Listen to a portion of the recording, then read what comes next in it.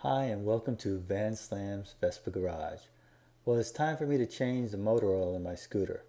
My scooter has just over 3,000 miles and it's been over 1 year since I had my last oil change. So rather than pay the dealer to do the work, I've decided to do the oil change myself.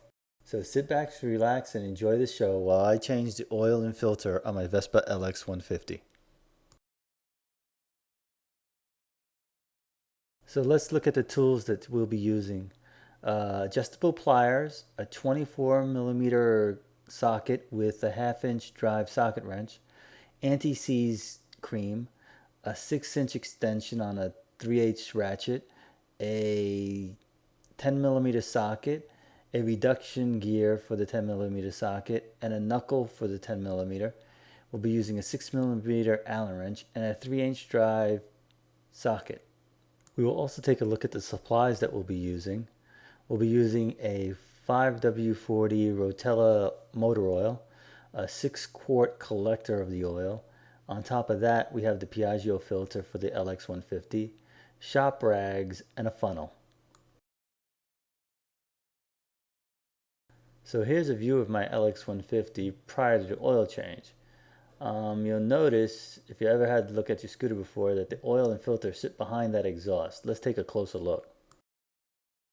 So if we take a closer look, what you'll notice on the left there is the brass cover to the oil pan, and then right next to that is the oil filter for the Vespa. We'll be taking both of those off.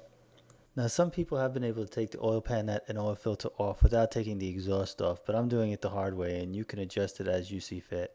So in order to get easy access to both the bolt and the oil filter, we've got to take the exhaust off. In order to take the exhaust off, we're going to have to take the two nuts that link it to the exhaust flange underneath the scooter. Here's a view of the left and the right bolt underneath the scooter that hold the exhaust flange on. We will also have to take off the upper and lower bolts that hold the exhaust to the frame. In order to take the bolts off, I'm using the ratchet with the 6-inch extension and the 6mm Allen wrench. Do that for the upper and lower, and voila, the exhaust is off. With the exhaust off, we can get a clearer view of the oil pan nut and the oil filter. Before we start doing the messy stuff, I decided to take the oil container and put that underneath the kickstand so any oil will fall off into that and I won't make a big mess. So the first step is to take off the oil filter, and I use the adjustable pliers to do that. Once I loosen the filter with the adjustable pliers, I then used my hand to screw the filter off and held it so it wouldn't fall into the container with the oil. Some oil will come out of the oil filter fitting. I'll use a shop rag to clean up any of the remaining oil. Here's the Piaggio filter. You'll notice that it's sealed with a plastic cover on the bottom of the filter. Take the plastic cover off, and then with a little bit of the oil that you have, apply it to the rubber gasket there to give you a better seal when you put it on. Once the oil is applied to the gasket, just screw your filter back onto the bike. Now I'm screwing this filter on. I just tighten it as tight as I can with my hand. I'm going to use a 24mm socket with the 1/2-inch drive to take the cap off the oil pan. Once I loosen it with the 24mm socket, I actually use my hand to screw off the cap little by little so it doesn't fall into the container. Once the oil pan nut comes off, the oil is going to flow out of the bike, down the side stand and into the container, so you'll save yourself a mess if you put it in this way.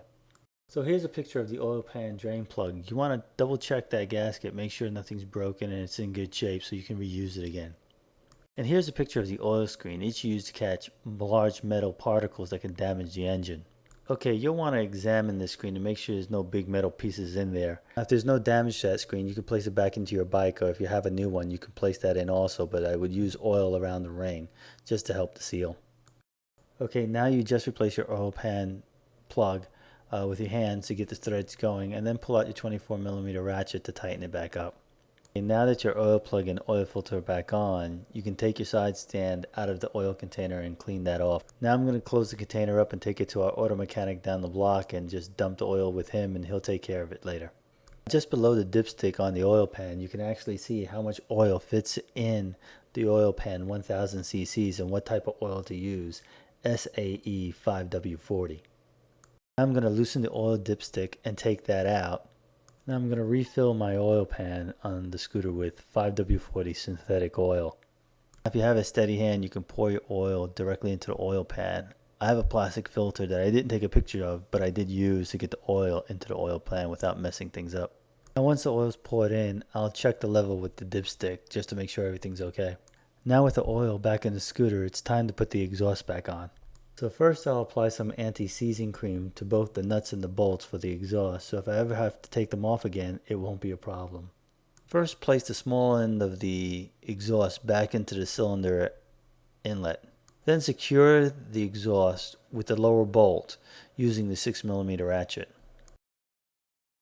Then use the 6mm ratchet to secure the upper bolt. Next, I hand tighten the exhaust nuts to the exhaust bolt, securing the exhaust flange to the engine.